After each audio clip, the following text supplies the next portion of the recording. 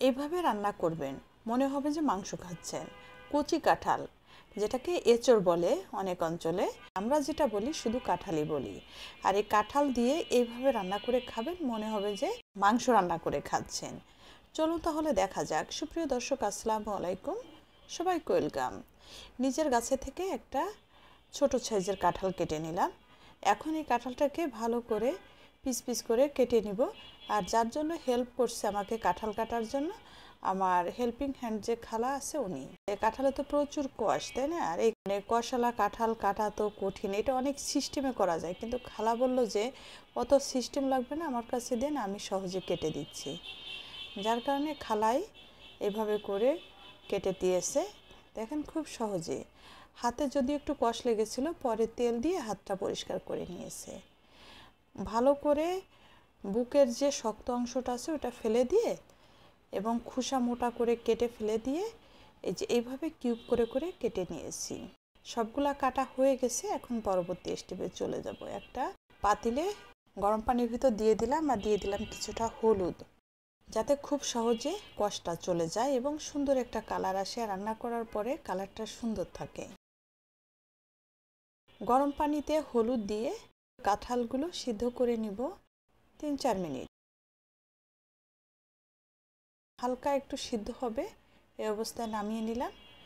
পানি ঝরিয়ে সাইড করে রেখে দিলাম। এদিকে একটা কড়াইতে আমি পরিমাণ অনুযায়ী সয়াবিন তেল দিয়েছি, দিয়ে দিলাম দারচিনি, এলাচ, তেজপাতা। একটু হালকা করে ভেজে সুন্দর একটা স্মেল যখন আসছে, অ্যাড করে দিলাম 1/2 কাপ পেঁয়াজ কুচি। পেঁয়াজটাকে খুব ভালো করে ভেজে নিব। তার ভিতর দিয়ে দিলাম 5-6টা লবঙ্গ। এই যে এই পর্যায়ে যখন চলে আসছে, অ্যাড করে দিলাম 2 চা চামচ আদা রসুনের পেস্ট।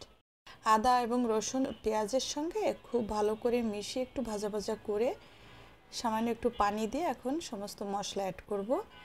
এখানে আমি 1 চা চামচ শুকনো মরিচের গুঁড়া দিয়েছি এবং 1 চা চামচের একটু কম দিয়েছি হলুদের গুঁড়া এবং 1 চা চামচ জিরার গুঁড়া এবং স্বাদ অনুযায়ী লবণ। মশলাটা খুব ভালো করে মিশিয়ে এখন অ্যাড করে দিলাম 1 চা চামচ গরম মশলার গুঁড়া। আর যেটা আমার হাতে তৈরি করা এই মশলার রেসিপিটা আমি দিয়েছি, ওখান থেকে 1 চা চামচ গরম মশলার গুঁড়া দিয়ে দিলাম। ভালো করে মশলাটা কষিয়ে নিয়েছি। এ দেখেন আগে থেকে ডাল ভালো করে ধুয়ে পানি ঝরিয়ে রেখেছিলাম, ওইটা দিয়ে দিলাম। আর এখানে আমি মুগ ডাল আর সামান্য মসুর ডাল নিয়েছি। মুগ ডালটা বেশি নিয়েছি, মানে 3-এর 2 ভাগ মুগ ডাল নিয়েছি আর 1 ভাগ মসুর ডাল দিয়েছি। মসুর ডালটা দিলে একটু মাখো মাখো হবে। মুগ ডালটা কিন্তু অবশ্যই ভেজে নিতে হবে। ভেজে ভালো করে ধুয়ে কিছু সময় ভিজিয়ে রেখেছিলাম। এখন এই ডালটা দিয়ে দিলাম, দিয়ে খুব ভালো করে কষিয়ে নিয়েছি 2-3 মিনিট ধরে। মশলাটা যখন তেল ছেড়ে দিয়েছে, এখন অ্যাড করে দিলাম যে সিদ্ধ করে রেখেছিলাম কাঁঠাল। এই কাঁঠাল দেখেন কত সুন্দর কালার আসছে। মানে এইভাবে গরম পানির ভিতরে দিয়ে একটু হলুদ দিয়ে দিবেন, কোয়াশও বেরোয় যাবে এবং সুন্দর একটা কালার আসবে। ডালের সঙ্গে কাঁঠাল দিয়ে খুব ভালো করে কষিয়ে নিয়েছি 4-5 মিনিট ধরে।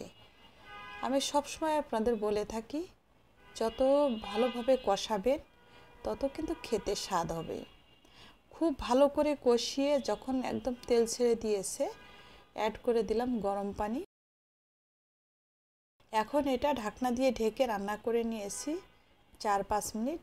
দেখেন এই যে এই পর্যায়ে চলে আসছে এবং গামাখা গামাখা হয়ে গেছে এবং খুব সুন্দরভাবে মসৃণ সিদ্ধ হয়ে গেছে, সুন্দর একটা স্মেল আসছে। এখন অ্যাড করে দিলাম 1 চা চামচ ভাজা জিরার গুঁড়া আর 1/2 চা চামচ গরম মশলার গুঁড়া দিয়ে আরও 2-3 মিনিট রান্না করে নিয়েছি। এই পর্যায়ে চলে আসছে, একদম পারফেক্টভাবে হয়ে গেছে। আপনারা তো অনেকে অনেকভাবে রান্না করে খেয়ে থাকেন, আমার মতো কে কে রান্না করেন একটু কমেন্টস করে জানাবেন। এরকম করে রান্না করে খেয়ে দেখবেন, যারা খেয়েছেন তারা জানেন অনেক বেশি মজা, আর যারা না খেয়েছেন তারা একটু করে খাবেন এবং যার জন্য শেয়ার করে রেখে দেবেন আপনার টাইমলাইনে। অবশ্যই ট্রাই করবেন এবং যারা নতুন আমার পেজটা ফলো করবেন, ইউটিউব থেকে দেখছেন চ্যানেলটা সাবস্ক্রাইব করবেন, একটা লাইক দিবেন, কমেন্টস করবেন কেমন হলো জানাবেন। সবাইকে অসংখ্য ধন্যবাদ সাথে থেকে দেখার জন্য। সবাই ভালো থাকবেন। আল্লাহ হাফেজ।